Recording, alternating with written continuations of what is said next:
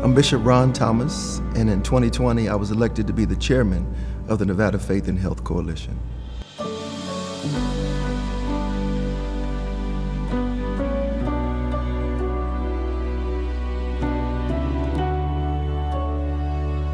Well, the Nevada Faith and Health Coalition is a coalition that's established to do a few things: remove the stigma that's associated with HIV and AIDS and mental health, and just to bring awareness and bridge the gap between the health community and the faith community specifically. It's pretty exciting. I think you hear the scripture says iron sharpening iron. So in this case, you have professionals and those that are passionate for the things that you're passionate for, and laying down our egos to work for a cause that we think can make a difference in our communities. And so I think this is the exciting part of coming together and hearing each individual's stories, what they have accomplished in their various works, and how we can better make our coalition make a difference. The gay and lesbians that are in your congregation, that is your congregation. That's not a separate community from the community. So when you start thinking different and recognizing that individuals have differences within your community and not living in separate communities, then you can really address the community as a whole and not separate people in the community and make them feel as though they're not part of the masses. So it's important to bridge that gap because a lot of people in the church, right? A lot of people look at churches as religious, but there's a spiritual component to church. For some people, for myself, I'm a spiritual person. I'm not a religious person.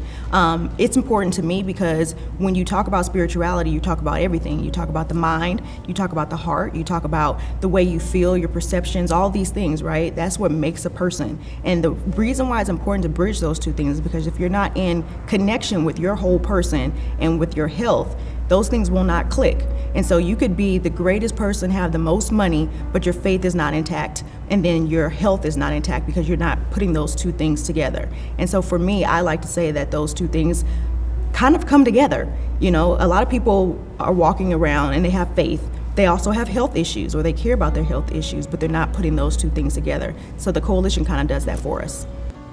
When you don't have a support system, when you have no support at home, have no support in the community, have no support in a job situation or family, and then you reach out to the church and then you have no support there, it's easier for individuals to fall off the grid, get involved in gangs, drugs, and an assortment of things. And I recognized that a long time ago how the church did not provide that support, even though it was always considered the hospital. So it's our challenge to pastors to make sure that they understand that the Faith Coalition is here to help them be trained, as well as to train individuals in their congregations. We call that community health workers. It's our coalition's task to receive resources, to work with our state, local politicians, to make sure that we produce as many community health workers as we can to assist pastors, nonprofits, and our community with situations such as COVID, HIV, AIDS, and mental health. Pastors need to know that there's help for them.